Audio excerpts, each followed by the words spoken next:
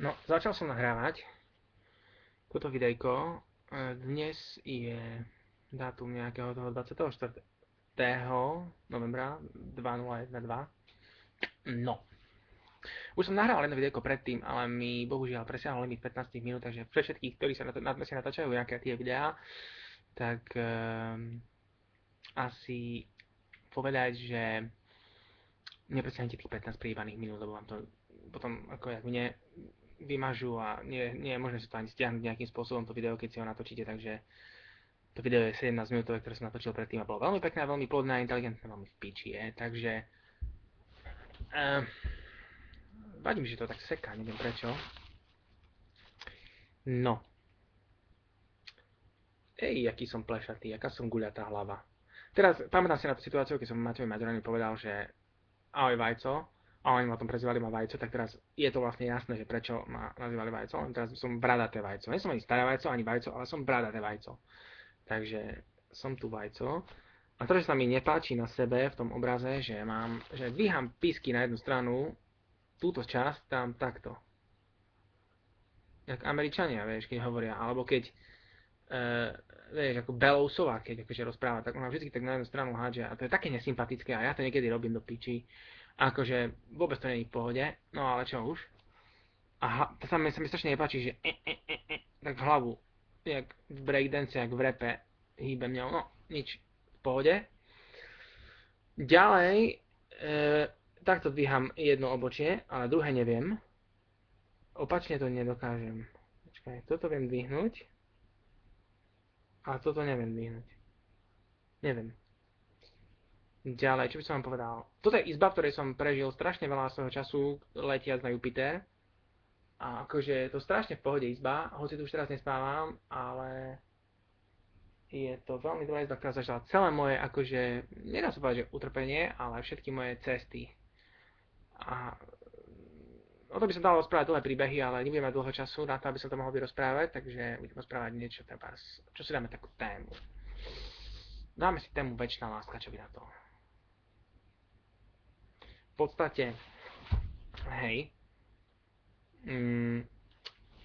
poďme k tomu takto.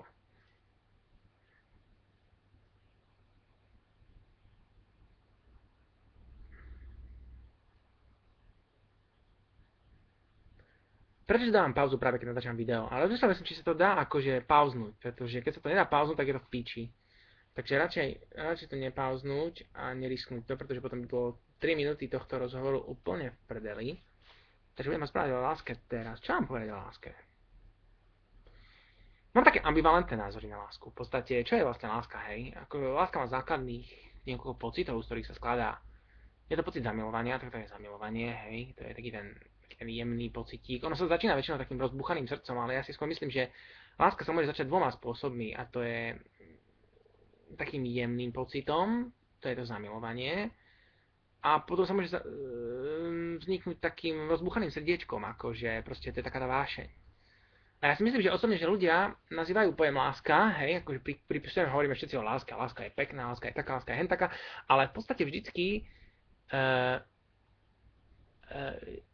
je to, každý hovorí o láske, ale všetci ju používame ináč.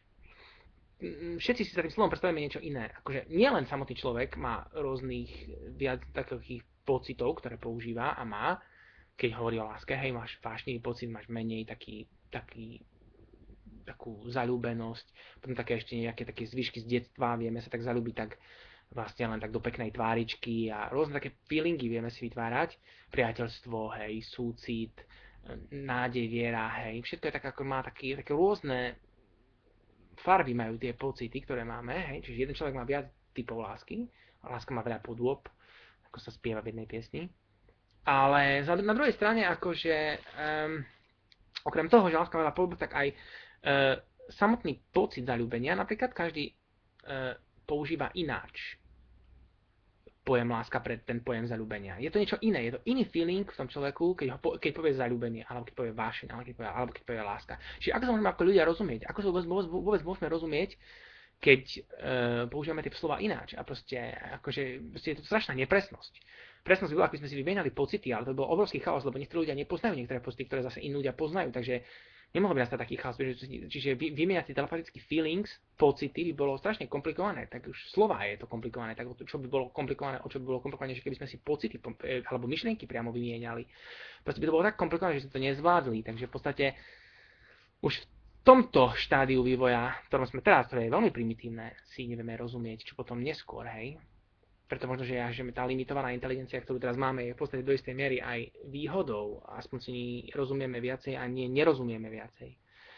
Každopádne používame ináč slova, používame ináč pojmy, niečo iné nazývame láskou a každý človek je ináč konfigurované sú tie pocity. Dajme tomu, že láska sa skladá z niekoľkých feelingov a to je zaľúbenosť, a potom také rozbuchané srdiečko, hej, ten úvod, to je tá vášeň. Potom je tam nejaká tá láska, taká tá jemná, taká tá ospalá, taká tá... To nie je rozbuchané srdce, vieš, taká tá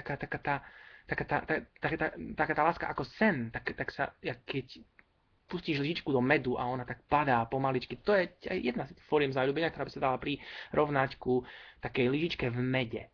To je niečo celkom iné ako to zaľúbenie, ktoré je také náhle, okamžité, rýchle, taký výbuch, proste je to výbuch srdca, hej, tá vášeň, tá okamžitá proste reakcia, tá potreba, ten hypotalamus, ktorý sa aktivuje v strede mozgu, ako, to je niečo celkom iné ako proste to uspatie a tá harmonizácia toho vlnenia všetkých nervových buniek v mozgu, ktorá sa pripodobňuje tomu medu, hej, tej lyžičke v mede. To je iný typ lásky. A tie zaľúbenia majú dva typy, také dva základné typy, by som povedal, teraz som ich vymenoval, hej. Úder, výbuch a tá lyžička v mede, hej, zaľúbenie a vášeň. Potom je tam samozrejme ako láska, ako forma sexuality a vizuality, ktorá proste, alebo dotykovosti u žien, je to, ženy sú viac dotykové, muži sú viac vizuálni. Je to geneticky dané, pretože žena väčšinu polôch má muža za sebou, hej, teda 50% polôch má muža za sebou, muži má stále pred očami, hej. Tak preto sú muži viac vizuálni geneticky a ženy sú viac dotykové, alebo je to dané skúsenosťou, to neviem, ale každopádne je to tak. Čiže sexualita je základná ďalšia forma lásky. Ja si myslím osobne, že ten mozog sa tej zaľúbenosti, najprv vznikne ten úder srdca, je tá rozbuchanosť, potom je tá jemnosť, to v mede, hej, ktorý sa človek ako keby... To prvé je impuls, to druhé je harmonizácia a vyrovnanie vibrácií v mozgu, aby sa zrovnovážnilo.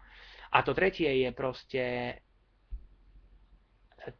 človek, ktorý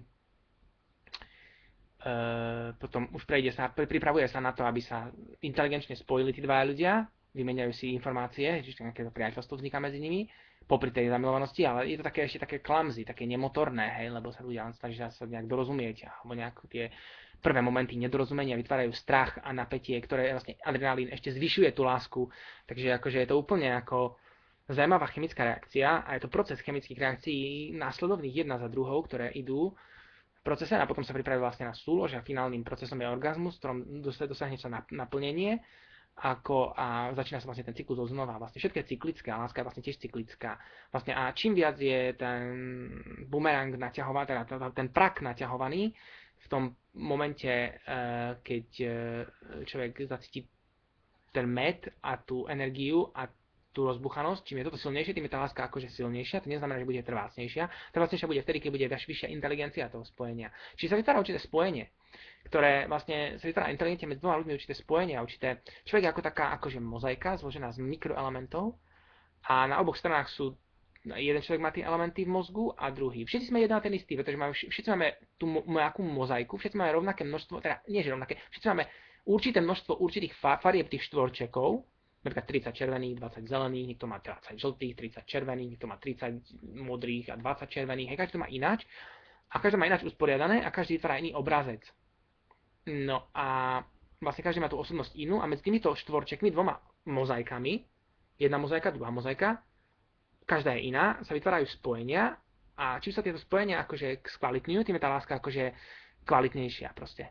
Hej. Láska je o inteligencii. Láska a inteligencia sú jedna a tá istá vec. Niektorí si hovoria, že nie, ale niektorí hovoria, že láska je ľúbiť človeka takého, aký je, ale to je, myslím, že je podľa môjho názoru len taký základ ľúbiť človeka, akože ľudskosť, hej, súcit, že sme ľudia, všetci sme rovnakí, chápeme, že sa do nás niekto zalúbi, alebo my sa niekto zalúbime, tak si tú lásku opetujeme, alebo neopetujeme podľa toho, či sme toho schopní, alebo nie, alebo že to použijeme z dostatočne inteligentného tvora, ktorého miluješ, hej, miluješ nejakú ženu, či je inteligentnejšie, či je inteligentná tak, alebo vyvíjajúca sa tak ako ty.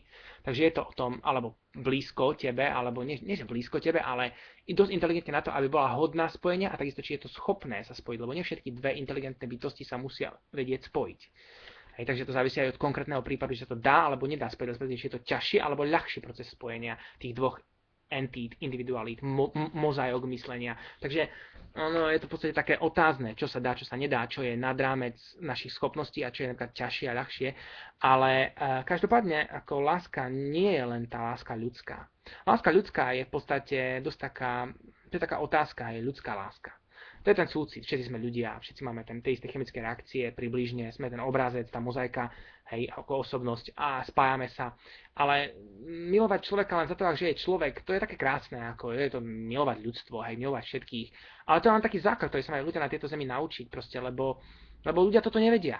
Tiež ako sa ako keby nespájali a nevytvárali, proste sú takí primitívni sme všetci, hej.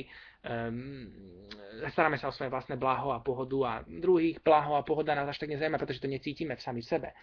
A človek sa musí naučiť chápať blížneho ako seba samého, takže vlastne v tomto prípade, z tohto uhla, je to len taký základ naučiť sa ľúbiť ľudí, alebo ľudstvo, alebo blížneho, alebo aj nejakú ženu za to, že je to, tak.